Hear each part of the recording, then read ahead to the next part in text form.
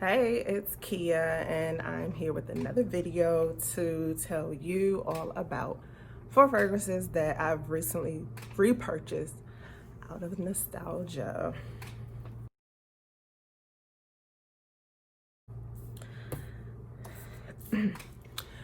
My first collection of perfumes, I trashed them all. They weren't stored properly, they were going bad. I was just tired of them actually taking up a whole bunch of room, loving some, not loving others. They just all went into the trash.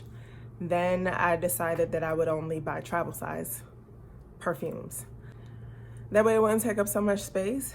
And here I got a fragrance without spending as much money. Then getting back into this whole fragrance kick, I started realizing, the amount of money I spent on these travel sprays, I could add a few more dollars and actually have a whole full bottle. So that's what I've begun doing. And so since restarting a full collection, I definitely wanted some of that old thing back and wanted to smell my old fragrances that I know I love, love, love again, to just see if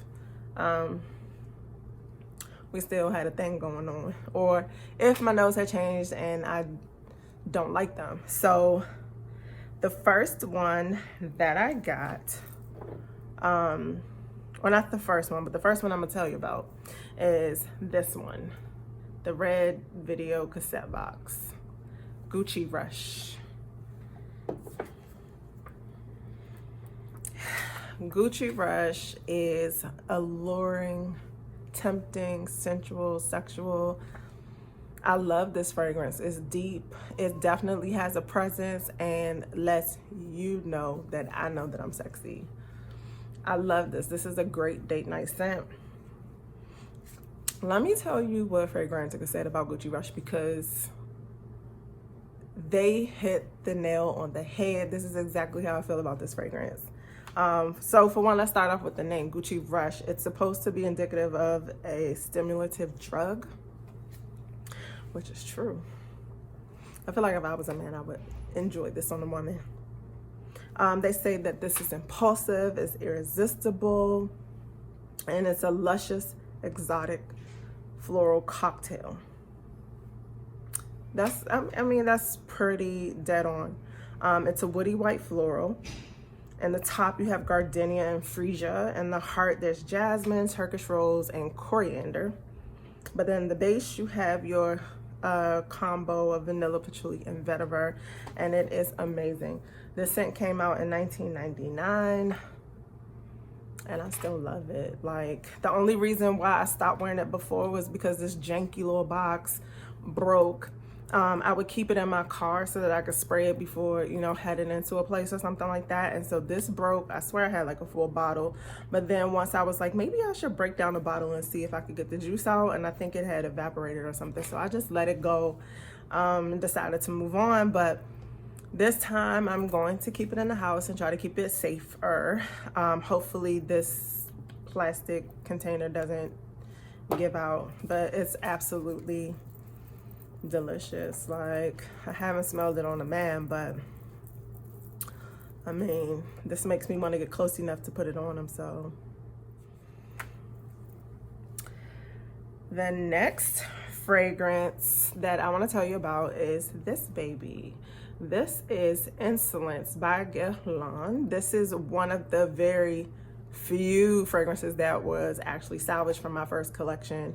This is how much juice I left in here because I was trying to use it sparingly. I swear, this may have been my second adult fragrance after buying J'adore. I absolutely loved it. It just said and spoke to me as a high class fragrance. It was just very classy, but with some sensuality,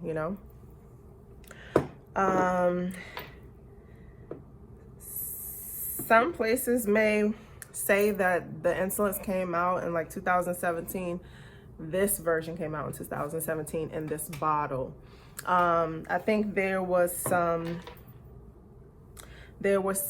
debate and lawsuit or some legal actions going on about the design of this bottle and how it was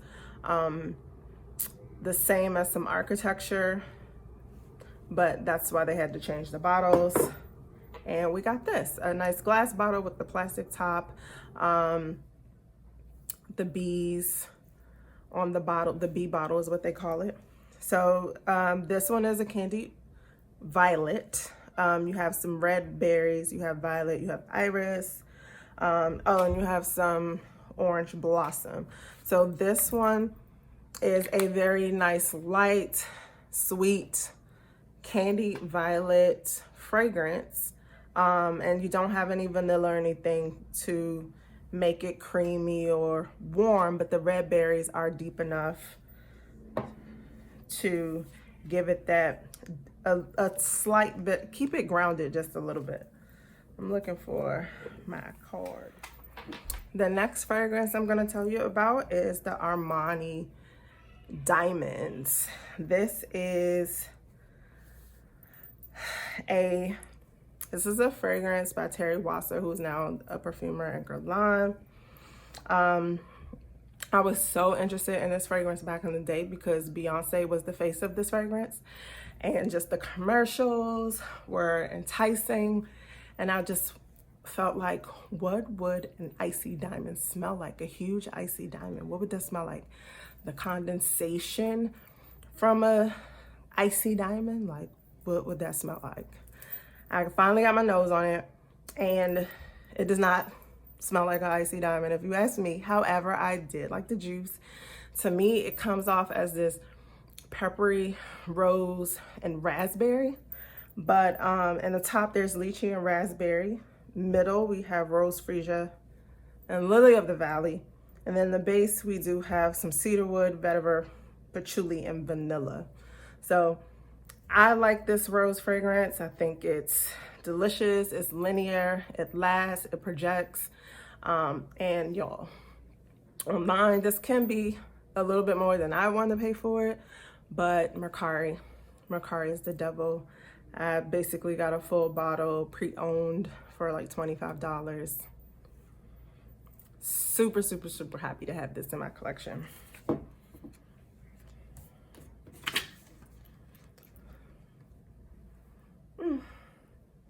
I love it. The next one that I'm going to tell you about is Calvin Klein's Euphoria. So when I got this fragrance, I thought it was deep, I thought it was sexy, and probably just a little too much for me to wear on a regular. Like, this was my special occasion perfume that I had to wear in the fall, and I was just a little intimidated by it because it was just so deep and sensual and dark, and I wasn't really ready. So yeah, this one got tossed in the first collection, but I had to repurchase it because I'm like, I'm older, I have a different nose, I can appreciate deeper scents and not be afraid of them, and this is everything. I love this fragrance. So this one, I mean, yeah, it's just bomb.com. So this one is actually a Dominique Ropion that came out in 2005, and I'm familiar with Dominique Ropion because Thomas over at Ouch 110, I love Thomas. He's amazing. I'm even part of his Facebook group, but he likes Dominique Ropion, so if he likes him, I like him too. But this one has dark exotic flowers, orchids, rose hip, redwoods, black violet. It has some amber to keep it sensual, and then there's even some Japanese apple in it to keep it kind of bright. So you get all of these things. They're well blended. I might go as far as to even say this will always be in my collection. Like, I really love this one. It's just one of those make you feel like a woman. You know what you want. You going for it. You came for it. You got it. I love this one, guys. So that's all I have for right now, but I'm sure I'll be back with you soon with another fragrance video. Let me know if there's something that you repurchased out of nostalgia, if there's a fragrance that you love to buy and keep in your collection that you've had in there for years. What is your scent of the day? Tell me. Let me know in the comments below. I love talking to you guys down there. Yeah, so that's it. Like, comment, subscribe. It only helps and motivates me to do more. And I'll talk to you next time.